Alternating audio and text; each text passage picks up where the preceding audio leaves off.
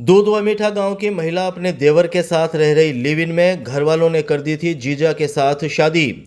चूरू जिले के गांव दूध व मीठा की 23 वर्षीय महिला देवर के साथ लिव इन रिलेशन में रह रही है।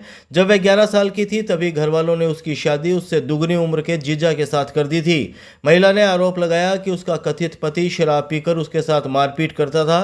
पिछले 3 साल से उसकी अपने देवर से बातें होती थी और दोनों एक दूसरे को पसंद भी करने लगे थे। देवर और भाभी के इस रिश्ते का सास को पता लगा तो उससे मारपीट की गई। इस पर पाबंदियां लगा दी गई तो वह 13 फरवरी 2025 को अपने देवर के साथ घर से निकल गई। अब दोनों को जान से मारने की धमकी मिली तो वह सुरक्षा के लिए एसपी दफ्तर पहुंचे। एसपी दफ्तर में 23 वर्षीय संतोष धाणक ने बताया कि उसका पीहर दूध व मीठा गांव है। साल 2013 में उसकी बड़ी बहन की डिलीवरी के दौरान मौत हो गई थी। उसकी बहन 2.5 साल के बेटे को छोड़कर गई थी। उसकी बहन की मौत के 8 महीने बाद ही उसके घर वालों ने गांव सांखू फोर्ट में उससे दुगनी उम्र के जीजा के साथ उसकी शादी करवा दी थी। उसने बताया कि वह उस वक्त केवल 11 साल की थी। परिवार के लोगों ने जीजा के साथ उसकी इसलिए शादी कर दी थी कि बहन के 2.5 साल के बेटे का ख्याल कौन रखेगा। संतोष ने बताया कि शादी के बाद उसके जीजा ने कभी भी उसे पत्नी नहीं समझा। उसने हमेशा उसे ठोकरों में रखा। वह शराब पीकर उसके साथ मारपीट करता था। घरेलू बातों को लेकर सास भी उसे परेशान किया करती थी। करीब 3 साल पहले उसका संपर्क रिश्ते में देवर सोनू धाणक से हुआ। दोनों मोबाइल पर घंटों बातें करते थे। गांव सांखू फोर्ट का 28 वर्षीय सोनू दिहाड़ी पर मजदूरी करता है। देवर और भाभी के बीच चल रहे इस रिश्ते का 3 महीने पहले उसकी सासू को पता लग गया। सास ने अपने बेटे को इसके बारे में बताया तो उसने संतोष के साथ मारपीट की और पाबंदियां लगा दी। संतोष ने बताया कि 13 फरवरी को वह अपने देवर के साथ घर से निकल गई। दोनों करीब 2.5 महीने तक इधर उधर घूमते रहे। इतने दिन वह गुड़गांव मंदिर के पास भी अस्थायी रूप से रहे। अब दोनों को उसके पीहर और ससुराल पक्ष के लोगों के द्वारा धमकियां मिल रही है, इसलिए सुरक्षा के लिए दोनों एसपी दफ्तर पहुंचे हैं। मेरी बड़ी बहन थी, मतलब डिलीवरी की केस में वक्त गुजरी थी।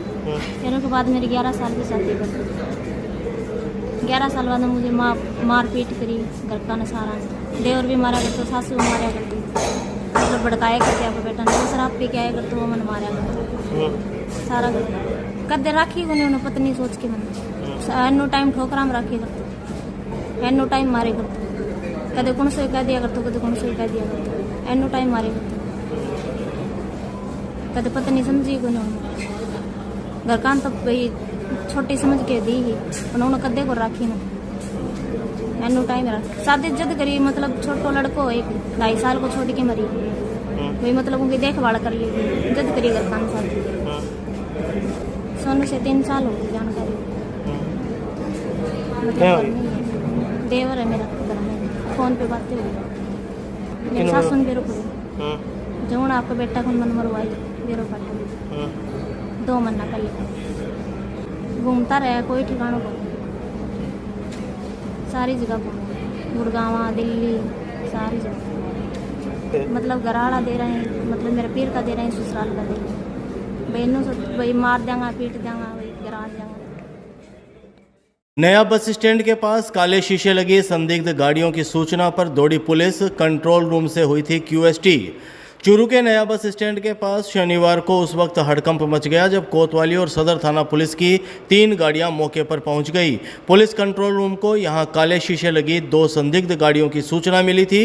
कोतवाली पुलिस से दोपहर 3 बजे करीब मिली प्रारंभिक जानकारी के मुताबिक कंट्रोल रूम से सूचना मिली थी कि नया बस स्टैंड के पास 2 काले शीशे लगी गाड़ी संदिग्ध हालत में खड़ी है। इस सूचना के बाद कोतवाली थाना और सदर थाना पुलिस की टीम मौके पर पहुंची।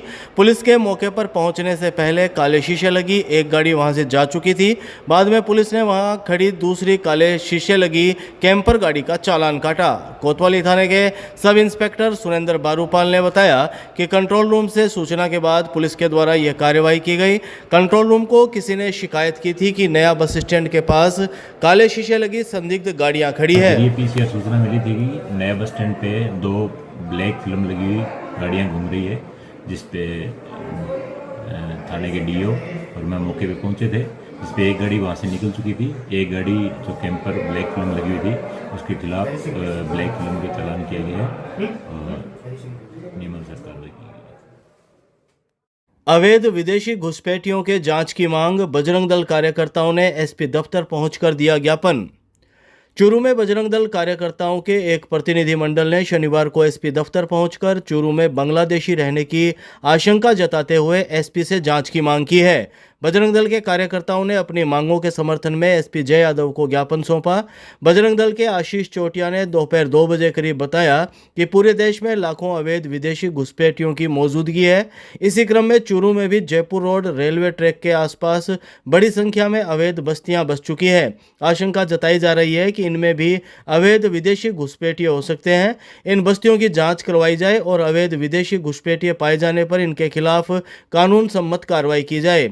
इन लोगों के द्वारा पूर्व में भी 1-2 बार आपराधिक घटनाएं सामने आई है। भविष्य में ऐसा फिर नहीं हो, इसके लिए इसकी जांच की जानी चाहिए।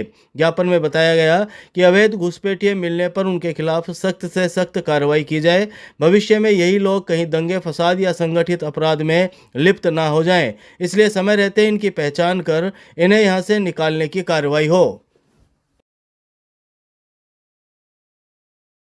गांव आसलखेड़ी की 32 वर्षीय विवाहिता को पति ने रुपयों के लिए मारपीट कर घर से निकाला, महिला थाने में मुकदमा दर्ज। चूरू के गांव आसलखेड़ी की एक 32 वर्षीय विवाहिता को पति के द्वारा रुपयों के लिए मारपीट कर घर से निकाल देने का मामला सामने आया है। पत्नी की रिपोर्ट पर आरोपी पति के खिलाफ शनिवार को महिला थाने में मुकदमा दर्ज हुआ।